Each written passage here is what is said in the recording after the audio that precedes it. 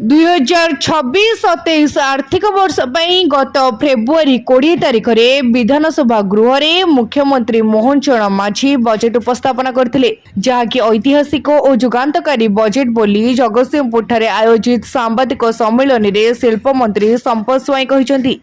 स्थानीय circuit house आयोजित सांबादिक सम्मेलन में मंत्री सहित जगतसिंहपुर विधायक अमरेंद्र दास उपस्थित थे।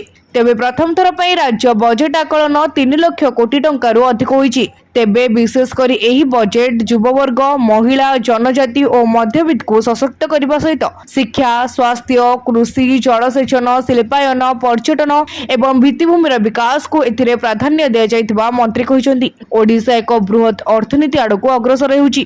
2036 मसीहा बेलू $50 मिलियन अर्थनीतिक पहुंचापी आम जो लक्ष्य रखीचु से लक्ष्य हासिल दिगरे आम आगक बढ़ुचु बोली शिल्प मंत्री संपत स्वाई कहते। देखु 2026-27 आर्थिक वर्षर बजेट पाई माननीय मुख्यमंत्री गत फेब्रुआरी 20 तारिख रे विधानसभा रे एक ऐतिहासिक बजेट उपस्थापना कले।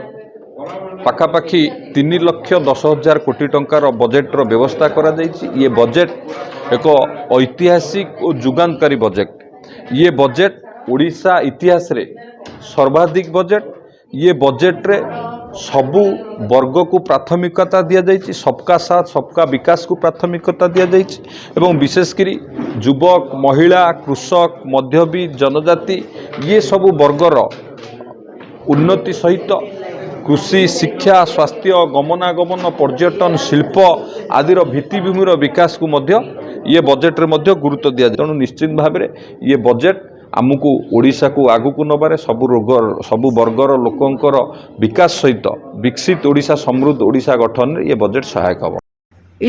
रिपोर्ट तीर्थक्षेत्र लाइव।